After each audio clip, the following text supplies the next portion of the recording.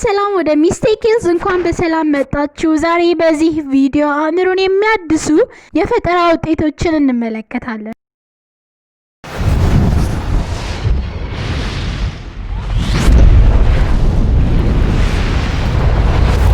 የተለመደውን ሄሊኮፕተሮች ምትክ የሆነውን ሞተር አልባ 130 ኪ.ሜ/hr ፍጥነት ርቆ መሄድ የሚችለውን የሮበርት ኮምፖዛይት ድርጅት ምርትን ነው። ይህ ሞተር አልባ ሄሊኮፕተር የቀን በቀን የመንገድ ትራፊክን ጭንቅንቅ ያጠፋል ተብሎ የተሰራ ነው። ከፍ ያለ ቦታ ላይ ወይም በኮረብታ መሬት ላይ ተንደርድሮ ከመሬት በመነሳት እንዲሁም በልካችን የተሰሩ የከፍታ መቆጣጠሪያዎችን ተጠቅመን ከመሬት በላይ በረራችንን በራሳችን እጅ ላይ የምናደርግበትን ጊዜ ፈጥረናል።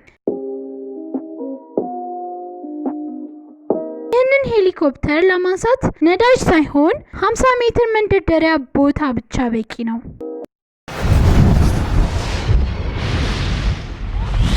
አሁን ደግሞ ወደ ኢሎን ማስክ እንሄዳለን። ቆይ ኢሎን ማስክን ግን ምን ያህል እናውቀዋለን?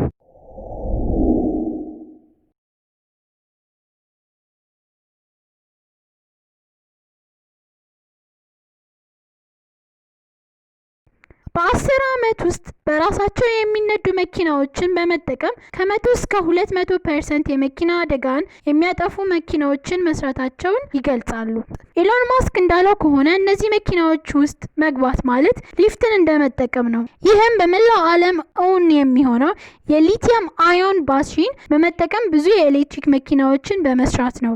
ለዚህም ተብሎ ትልቅ የሊቲየም አዮን ባትሪ መስሪያ የሆነው የቴስላ ጊጋ ፋክተሪ በዩናይትድ ስቴትስ፣ ቻይና እና ጀርመኒ ለዓለም የሚበቃ ታዳሽ የታመቀ ኃይልን በ100 ጊጋ ፋክተሪ የሚሰራ ነው።